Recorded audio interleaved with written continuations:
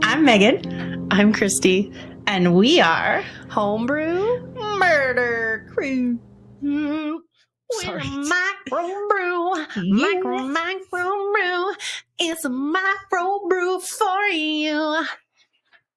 Melinda's really got to get on our Patreon so she can hear your beautiful singing since she loves it so much. I know, Melinda, get on it. You're not here yet, so you're not even going to hear this, but check out my shirt. Her boobies are being grabbed by skeletal remains. Yes. All right, so this is a microbrew, so we're going to get right into it. Yeah. So, a la Meaghan. Yeah. Where's my wine? Oh, hold on. Oh. You got to reach back and grab it. Are we good? We got our wine? Cheers. I reach back like a pimp and I smack the hoe. All right, guys. So first of all, I'm bringing the microbrew I'm bringing you today. Mm-hmm. It is going to touch a little bit on a previous episode that I brought you guys. Okay. But, and I'm going to explain why I chose this. There's a Okay. specific reason. Mm-hmm. Because it's fucking cool, first of all. And second of all, I fucking can also. It's my podcast. It's our podcast. We do what we want. I used to have this reoccurring dream.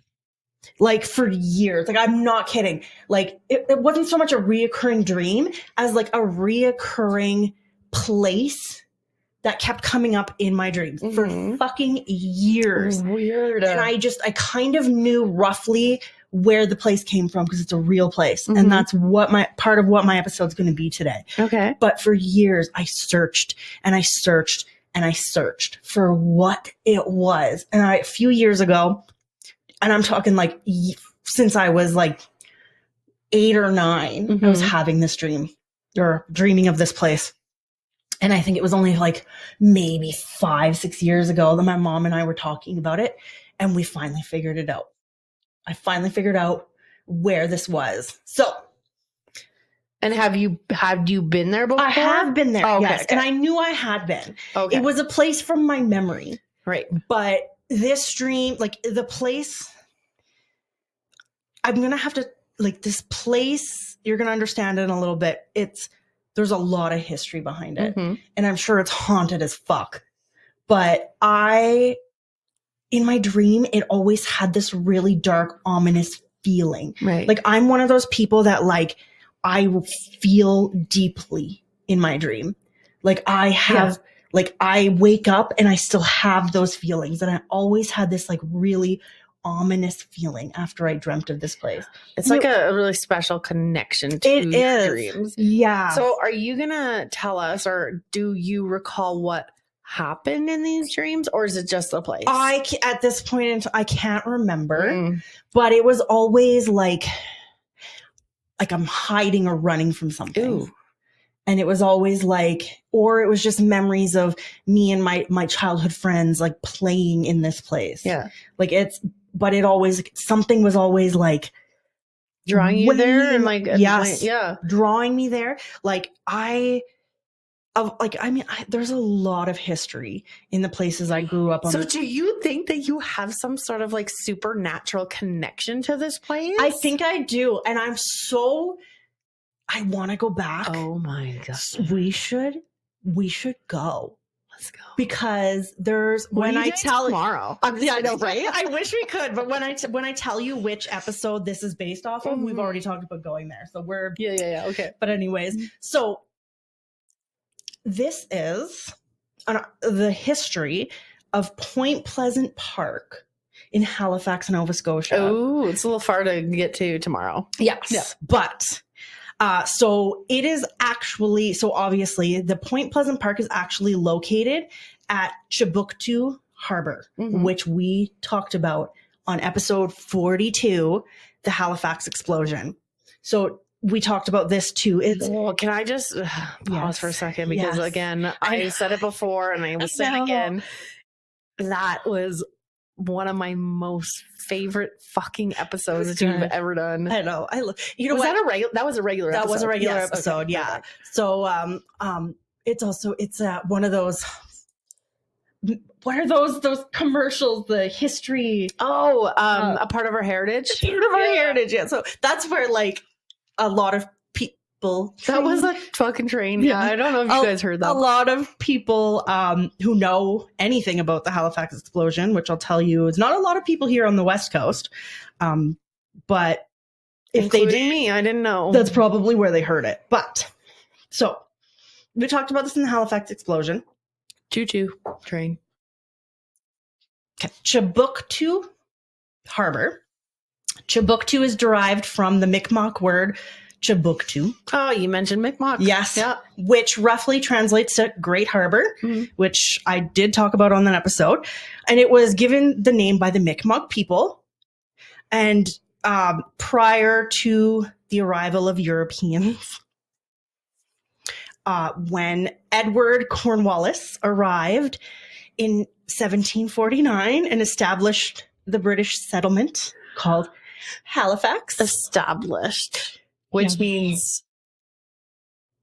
Well, we don't need to... Yeah. Yes. So he established the large settlement we now call Halifax with a large number of settlers and soldiers. He chose the site of Chibuktu Harbor, which we now call the Halifax Harbour, for its strategic location. Again, something that we covered in my episode 42 about the Halifax explosion, because its strategic location and its excellent harbor. Again, like I said, it was renamed to the Halifax Harbour in honor of Earl of Halifax, who was the president of the Board of Trade and Plantations at the time. Goodbye, Earl. Just kidding. Yeah. So he was the Earl of Halifax, not his name wasn't Earl. I just need to really check. I just really want to quickly check something. Hey guys. Sorry. I just want to say, I'm going to take this moment while Meaghan finds her resources here or sources, I should say. Yes. And thank you all again for your patronage and for sticking around and really finding our content valuable and enriching to your life to the point that you would pay $3 a month to listen to extra of us. Yeah, absolutely. Okay, so I can assure you that my husband would pay $3 a month to hear less of me. And maybe I should set that up. Yeah, maybe. Anyways, you can now not sign up for Patreon for $3 a month. Unsubscribe to your wife for $3 a month. That'd be a good service. Oh my God. TM. Yes, trademark. So anyways. Was that you or me? Is that my door? It might be your door. Hold on. Pause.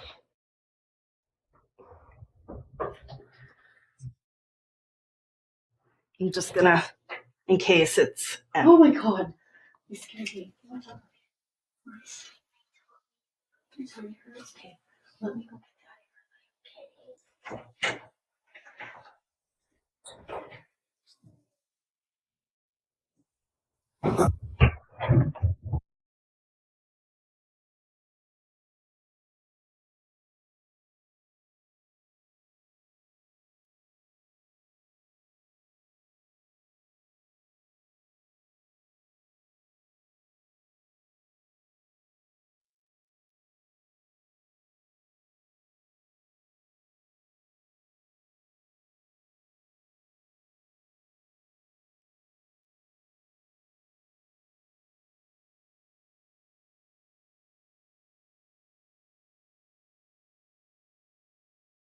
Guys. Oh, sorry, I muted us. Okay.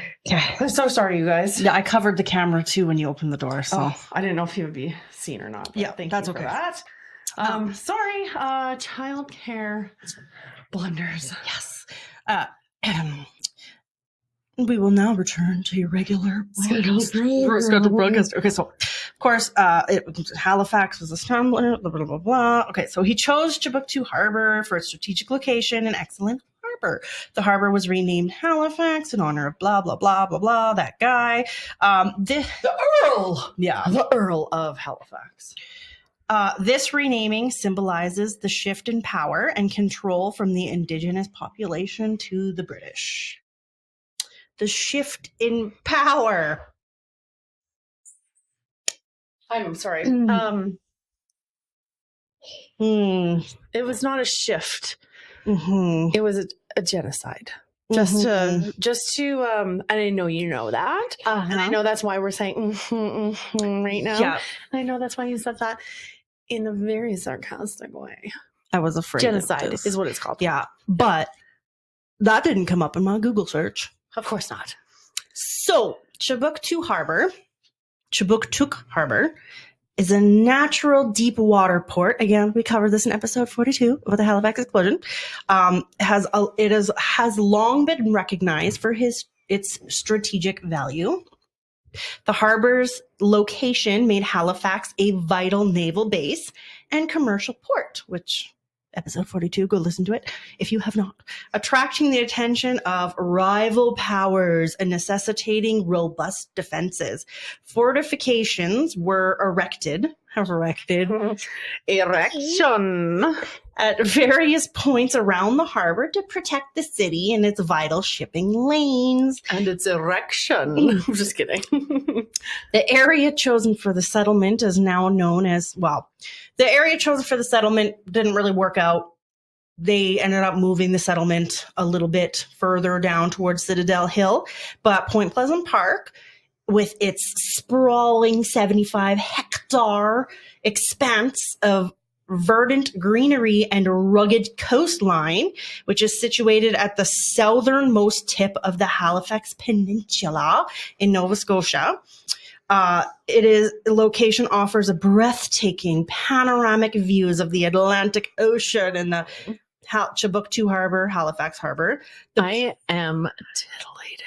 I know. The park's diverse landscape encompasses a mix of mature forests, rocky shorelines, and open meadows, providing a haven for a wide array of flora and fauna.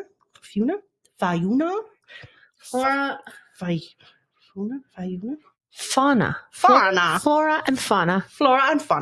With its commanding views of the harbor's entrance and surrounding waters, it was a natural choice for the placement of defensive structures instead of a settlement. In the late 18th century, this value became even more pronounced amidst global tensions and the ever-present threat of a French invasion. It was within this context of the heightened anxiety that Prince Edward, Duke of Kent, arrived in Halifax in 1794. Also, how does it fucking feel to be afraid of an invasion? Fuck you. Yeah. Right? Yeah. Yes. Yeah. Fuck you. Right? Oh my God. Recognizing the vulnerabilities of the city's existing defenses, Prince Edward embarked on an ambitious project to fortify Halifax. Ensuring its security as a vital naval base, his vision was not merely to maintain the status quo, but to implement a comprehensive defensive strategy that could withstand the evolving threats of the era.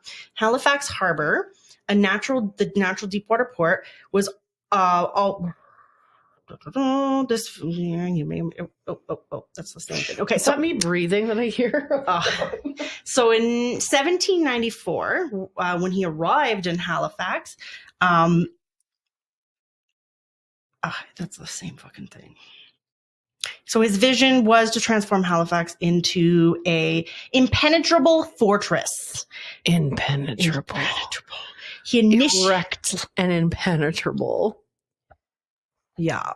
So his aim was to create a multi-layered defense system that could deter any enemy force. His plan included the construction of new forts, batteries, and defensive walls, as well as the modernization of existing fortifications. The Duke also oversaw the deployment of additional troops and artillery to Halifax, further strengthening the city's defensive capabilities. After the genocide, of course. Of course. Yes. Under Prince Edward's leadership, Halifax underwent a remarkable transformation. The city's defenses were significantly enhanced, and Halifax was, his determination ensured that Halifax was well prepared to face the threat, safeguarding the crucial role in defense of British North America. York Redoubt was a key element in the defense of Halifax Harbour and saw many additions to its fortifications. It is a redoubt, which is a fort or fort system usually consisting of an enclosed defensive emplacement outside a larger fort, usually relying on earthworks, although some are constructed of stone and brick. York Redoubt is situated on the bluff overlooking the entrance to the Halifax Harbour at Ferguson's Cove. I love a bluff. I know, me too. It was a command. And I ain't bluffing. No, me neither. It was a command center for the local harbor defenses in World War II as well, which included observation posts, a defensive minefield, and new gun battery below the fort at Sleepy Cove, covering the anti-submarine net, which stretch across the harbor's entrance from Fort McNab to McNab's Island. A cornerstone of Prince Edward's plan was also the construction of the Prince of Wales Tower. And this is where, I am so sorry. So this was erected between 1796 and 1799. The Prince of Wales Tower, a stoic stone sentinel that embodies the anxieties, ambitions, and evolving defenses of a city perched precariously on the edge of the Atlantic. The tower was an early iteration of what would later become widely known as Martello Towers. These distinctive circular fortifications, built of thick masonry, were designed to withstand the impact of cannon fire. It is the oldest Martello tower in North America. And of the 5 towers that were built in Halifax alone, it is the only one that remains to this day. Oh my God, that's sexy. I can't wait to see fucking pictures. I know. Also, I have a couple of questions right now for you, since that was like the end of your paragraph or sentence. Yes. Number one, I would be interested to see where this place is in comparison to the Halifax explosion. Yeah. And number 2, is this near the site for where the Titanic was supposed to have had its end voyage? I don't have exacts on where it is located, and it was heavily affected by the Halifax explosion, which we will get into. Okay.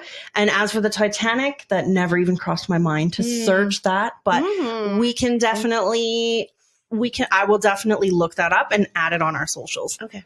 But so the Prince of Wales Tower is the place. Can you grab me my notebook from underneath that big notebook, and then I will just write that down so we don't forget. Yes. So this is the location of my reoccurring dream, is the Prince of Wales Tower. So the construction of the Prince of Wales Tower was a significant undertaking requiring the skills of numerous laborers, masons, and engineers. The tower's design was a testament to the military architecture of the time, with its thick stone walls engineered to absorb the force of the cannonballs, its circular form minimizing the impact of direct hits. The cannon mounted on the roof provides a formidable deterrent capable of engaging threats from any direction. The Prince of Wales Tower is 26 feet high and is 72 feet in diameter. The exposed material is ironstone rubble masonry with 8 foot thick, so that's 2.4 meters thick walls. The tower is a squat, round structure built of stone, almost 3 times as wide as its height. The original construction allowed for 6 mounted guns on the roof and 4 guns on the second story. Dudes.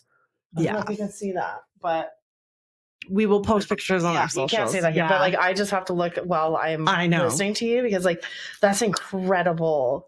That's so like that's as medieval as it gets in Canada. Yeah. So the second story was intended for barrack use and the ground floor for storage. The tower, So the tower could accommodate 200 soldiers. The strategic importance of the Prince of Wales Tower lay in its ability to control access to the harbor and protect the city from its naval bombardment. And like I said, with its elevated position, it offered a panoramic view of the surrounding area, allowing the garrison to detect and respond to potential threats. So that was my next question on it, because I was wondering, I was like, why circular? And I guess for panoramic views. For panoramic views, yes. And it also said here that you don't have any blind spots. Yeah, so its circular form minimized the impact of a direct hit as well. Right. Yeah. The tower served several critical functions. Firstly, it was intended to reinforce the existing artillery batteries already positioned at Point Pleasant, augmenting the firepower and overall defensive strength. Secondly, it was elevated position provided the commanding view. So again, like it was a deterrent for any kind of attacks. Right. The tower's presence also served. Oh, I just said that. Jesus. It's all the erection talk, it's getting us a little flustered. The tower's construction was a testament to the city's commitment to security and its recognition of the ever-present threat of conflict in a world of competing empires. Oh, and I will say that, yes, it's erected, but the girth. My God. Mm-hmm. Yeah. It was 3 times wider. Hi.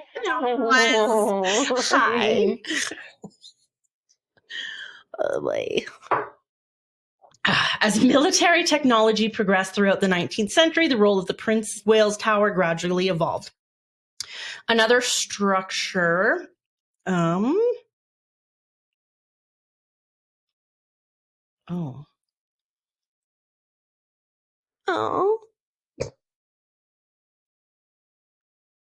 yeah. So Prince of Wales Tower is located, like I said earlier, in the York Redoubt, which was constructed of earthwork, as it is normally. It was primarily constructed using earth and soil materials that offered a degree of resilience against cannon fire. So this was the first line of defense. The tower was the second. So it typically incorporated features such as ramparts, ditches, and gun emplacements, all strategically arranged to maximize the defensive capabilities. The topography of the site was also carefully considered, with the earthworks often built on elevated grounds. York Redoubt location within Point Pleasant Park was not arbitrary. It was strategically positioned to contribute to the comprehensive defense of the harbor. Its role in the defensive network was multifaceted. Firstly, it provided artillery coverage of the harbor approaches. The guns positioned could engage enemy ships attempting to enter the harbor, deterring attacks and providing the first line of defense. Secondly, it worked in conjunction with the fortifications, such as the Prince of Wales Tower, and batteries along the shoreline to create a layered defensive system. This interlocking network of fire ensured that any enemy vessel attempting to breach the harbor would face a barrage of artillery fire from multiple directions. Thirdly, the very presence of the York Redoubt served as a powerful deterrent. Girl. Again. Yeah. So that's it. Yeah, that's a recent photo too. Wow. Yeah. So it was to discourage potential attackers, making them think twice before attempting to assault on Halifax. Mm-hmm. Over time, the Prince of Wales Tower and the York Redoubt have witnessed the ebb and flow of history, the rise and fall of empires, and the transformation of Halifax from a colonial outpost to a modern city. The tower has served as a silent witness to the arrival of new settlers, the growth of trade and industry, and the evolution of military technology. It has seen the city weather storms, fires, wars, and it is endured as a symbol of resilience and strength. While it remains for the colonizers. Yeah. Mm-hmm. So one of those So while it remained an element of Halifax defenses, their strategic importance diminished over time. In 1864, the tower was repurposed as a defensible depot magazine, serving as a secure storage facility for ammunition and supplies. This transition reflected the changing nature of warfare and the adaptation of existing structures to new needs. York Redoubt may have undergone various alterations and updates throughout the 19th and 20th centuries to keep pace with these changes. However, its fundamental purpose to protect the Halifax Harbour remained constant. One of the events that the tower and the redoubt bore witness to was that of the Halifax explosion, which occurred on December 6th, 1917. Episode 42. Oh, so if you want more details. Please, but tell everybody about that episode. In short form, this remains the largest human-made non-nuclear explosion in history of the world. A collision between the Norwegian vessel, the SS Imo, and the French cargo ship SS Mont Blanc, laden with wartime explosives, resulted in a massive blast that obliterated much of the city's north end. Point Pleasant Park, situated relatively close to the Narrows, where the collision and explosion occurred, found itself directly in the path of the destructive force. The proximity of Point Pleasant Park to the explosion's epicenter meant that it suffered extensive damage. The sheer force of the blast wave, traveling at tremendous speeds, tore through the park with a devastating effect. Mature trees, which had stood for decades, were uprooted, snapped in half, or stripped bare of their branches. The once dense woodlands were transformed into a chaotic scene of splintered wood and debris. The landscape, previously characterized by its natural beauty and tranquility, was suddenly scarred and broken. Beyond the destruction of the park's natural features, the explosion also impacted the structures within the boundaries. While the Princess Wales Tower, the robust stone structure, withstood the initial blast and girth, it likely did sustain some damage. The shockwave and subsequent tremors would have tested the tower's integrity, potentially causing cracks or other structural issues. Other less substantial structures within the park would have fared far worse, likely being completely destroyed by the force of the explosion. Less substantial structures within Point Pleasant Park were completely destroyed by the Halifax explosion. The documents, I wasn't able to find any documentation to specify exactly what these structures were, but it implies that they were not as strongly built as the tower, which was strategically built to withstand a cannon, multiple cannon fires. Not, like, how big was that explosion? That was like, metric fuck ton of explosives. It was. Episode 42. Largest explosion in the entire world to date. Yeah. So York Redoubt, as an earthwork,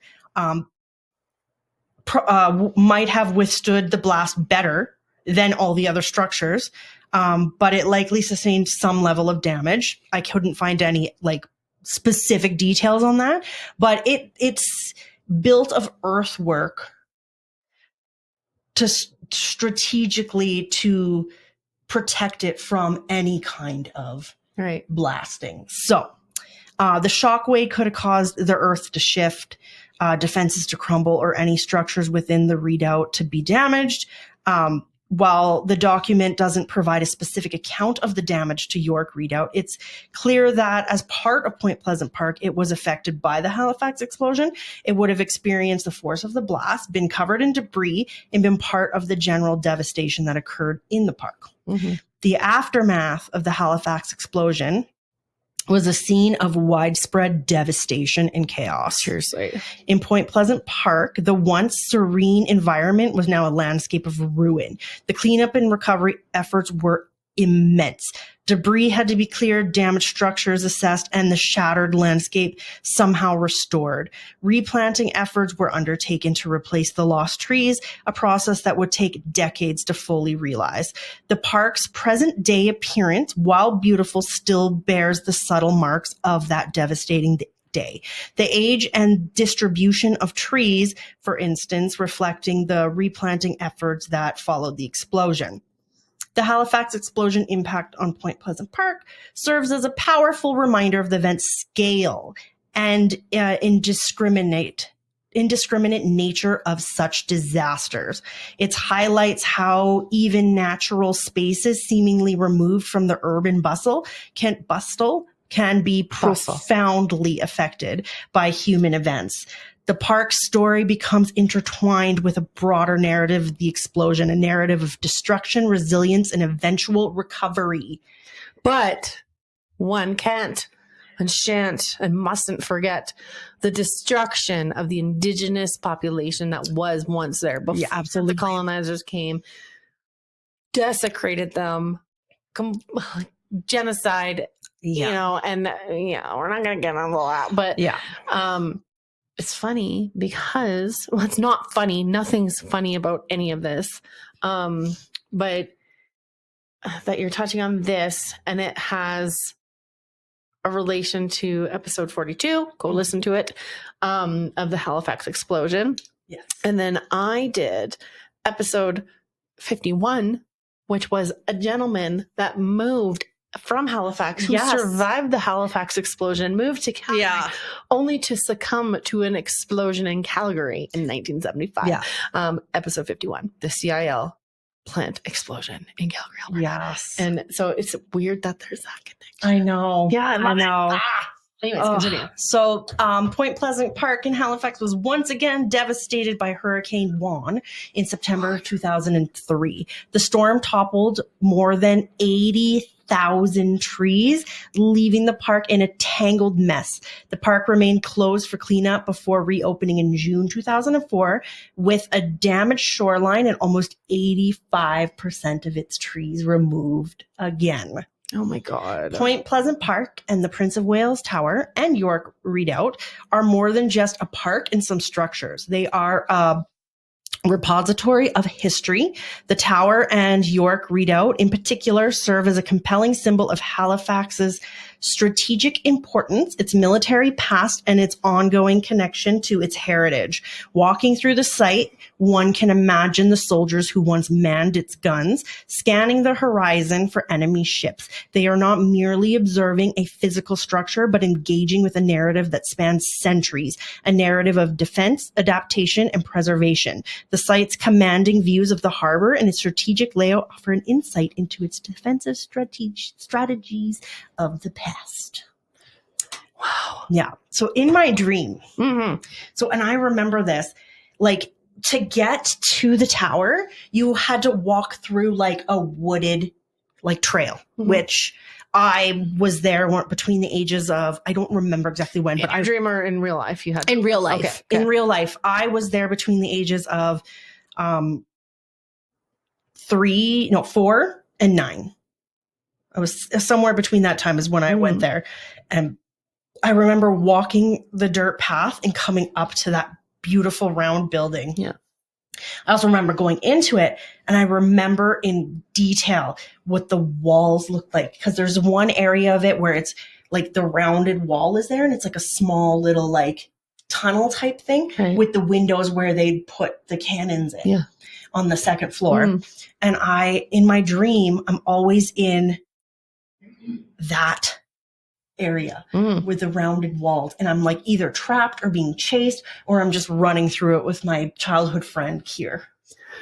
I wonder if you're like, pardon me, this is just me and my speculation and my intuition speaking, and it could be completely far off, but I wonder if what you're feeling and experiencing and like that deep, like weird paranormal connection that you're having to it is that because you're empathetic and because you understand like the indigenous history and how the colonization has affected like in the indigenous culture and the indigenous people. I wonder if there's like a sense of you that like you feel like maybe that's like I'm definitely feeling the darkness of that place.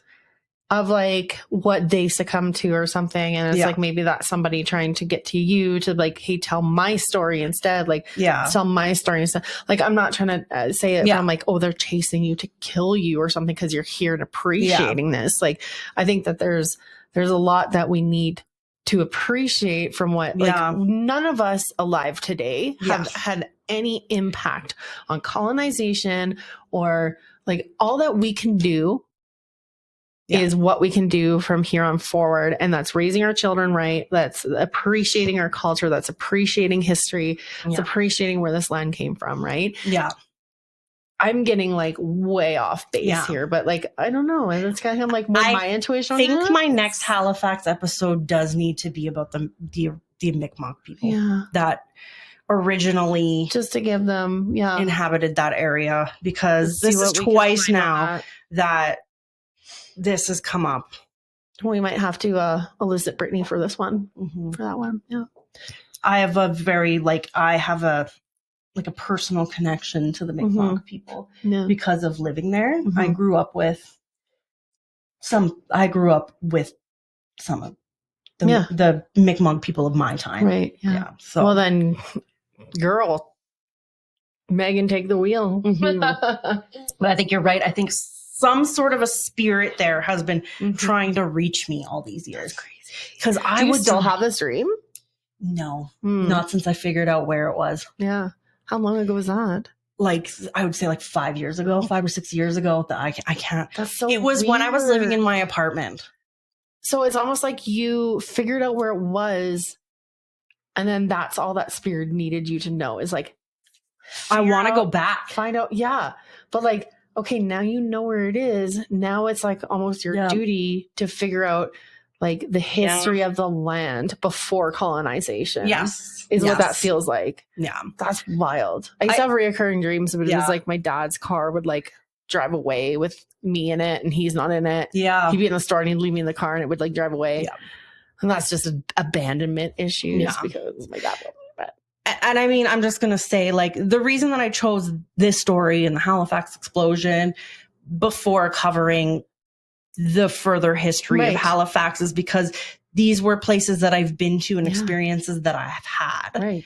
But I think you're right. I think that I need to delve deeper into this and to understand more of what Halifax was before it was Halifax, when it was still Chuguk Harbor. Like if there's any, like, oh man, if I can find any information on it, let's be real. It might be deeper than it might go deeper than the internet. It might go to like archives in Halifax or something. Yeah, which I think now that we've done the Halifax explosion story, your story about the explosion, the connections of that, I feel like we need to go to Halifax. I know. I'd love to make a trip, go out there, go to all of these historical sites, and just kind of like do like a ghost adventure type thing. Like not ghost adventure, but like try to connect with the spirits of these events. Yeah. I feel like something drew us to these stories for a reason. Well, there really is so much history. Like that's kind of where it all began. That's where colonization began. That's where, like when I chose to do this story, so my thought process behind it was I originally was trying to find some kind of significance to some sort of military post World War I and II, anything in Calgary. Right. So I was researching Fort Calgary, and I'm not going to lie, It was boring. Yeah. And then I remembered the tower and I was like, oh yeah, duh. I have to do it on the tower because I spent so many, like, I wish that I could recall all of my Google searches from trying to find it, because I just remember it being rounded. I remember being in a rounded hallway, and I remember the windows. And I remember I don't remember at the time what those windows were for, but when I figured out it was the tower, those are the cannon windows. And the cannons would go all the way around so that they had the panorama. And you haven't been there since you were between 3 and 9. Yeah. So like at the latest you were 9 years old. Yeah. You haven't been there since. And like you were never there at a point in your life where you could cognitively appreciate the history. And like, I looked at photos of it today, and like, it's super like, I don't know if it always looked like this. I don't have memories of it looking like this, but it's super renovated. It appears to be super renovated. My memory of it was that it was still like stripped down to like its historical like look. Right. Now it kind of like, you know, they've kind of so like it was kind of a ruin. Yeah, like a ruin. And now it's like they've built it up. They built it up. And of course they have like, you know, like desks in there that would have been there during the time that it was constructed to show you like how it was used, like any historical site, which is totally fair. But my memory of it was just the like ruin of it. Right. And the reason like Nova Scotia, like I'm so drawn to it because even where I lived, and I might do some, this is on my list of things to research, and I so far can't find fuck all, but where we lived in Nova Scotia and Dartmouth, I used to play in the woods. Like that was like, we used to play in the woods. It wasn't anything like we weren't scared of the woods, like whatever. Go down like we were crazy. Sure have a big surprise. But throughout this area in Nova Scotia that we lived, there was many like ruins of structures throughout the woods, just near our house. That's so fucking cool. And I haven't yet figured out what the purpose of them were, but I'm gonna look further. My God, I need to go. I need to. This is a must. I would take you, like, I would want to go back through. Well, here's the thing is that I might convince Nolan to move there. One of the neighborhoods that I grew up in, which it was a military housing place. Yeah. It's now abandoned, but they fenced it off because it belongs to the army, and I don't know what they wanted to do with it, but you cannot access it. Imagine if the Indigenous people could just fence things off. I know. I'm sorry. I'm just keep going by. But you're like, don't want to be. But I don't even think you can access it today, so we wouldn't be able to see those ruins. But the other area we lived in, Wallace Heights is what it was called then. It's now Ocean Breeze Estates or something. Ooh, sexy. I don't think it's military housing anymore. I think that's why it got renamed to something super fancy. But I believe there was some ruins there as well that you could, that you could still find. The ones in Shannon Park, unless we snuck in or they took the fences down. Last I checked, they hadn't. You can't even look at it in Google Maps. You can look at like the top view of it, but you can't do a street view on it. And I tried. So anyways, I'll take you. If we ever make it to Halifax, we're going to do the Halifax. We're going to do the harbor. We're going to do the Point Pleasant Park. There's so many places I want to take you to. Okay. 4 hour. Oh, like I get. This is getting to an hour. I know. Sorry, I want so much of our microbrews just to be public. We're going to have a talk. But if our viewers are listening and you know somebody from the East Coast who has stories, who has information, who has history, who is whatever, please put them in touch with us because we'd love to hear either their personal stories or where we can get resources to do more research on this if they have access to that or whatever. We got to go to the Natural History Museum in Halifax to get a lot. So I'm sure there's something online that you can maybe like subscribe to the library or something like that. But please share this, share us with your friends, whether they subscribe to Patreon or not. That doesn't matter. We just want them to listen to our podcast. Please do. Word of mouth is like the best way to spread diseases and don't do that. Don't do that. No spreading diseases. No spreading diseases. But honestly, your word to a friend or family member or whoever you know, a coworker, about our podcast, saying that you like us and enjoy us, will do us a wonderful service. Also, if you can go ahead and give us a rating on, like, ideally 5-star on wherever you listen to podcasts, Apple Podcasts. Amazon Music, wherever. Tell your friends to do the same. That'll help us a lot. We don't need to go through our socials with you because you know how to find us. Now this is Patreon. So, right. That's that then. Okay. All right. Amazing, Meaghan. Thank you for sharing the history of like your home place kind of area. And that was, beautiful. It's so crazy, the dreams. Yeah. We need to do a dream episode. It's on my list. It's on my list, girl. Maybe we should collab. Yes. Yeah. It's on my list to do lucid dreaming. Sorry. Spoiler alert, lucid dreaming, and also like astral projection. Yeah, predict more. So I know we did the like other like the sleep paralysis, like the real like the ones that scientifically exist, sleeping disorders, but I do have send us emails on paranormal ones to cover. More if you talk to somebody that has had these experiences, if you've had them, send them our way. Yes, absolutely. Give them our email. Tell them to share their story. They can remain confidential. They can remain anonymous. Yes. Confidential. They can remain anonymous. Anonymous. Perfectly fine. Just confidential. Our confidential informant. Our confidentiality agreement. But anyways, thank you so much, you guys. Yes. Until next time. Bye.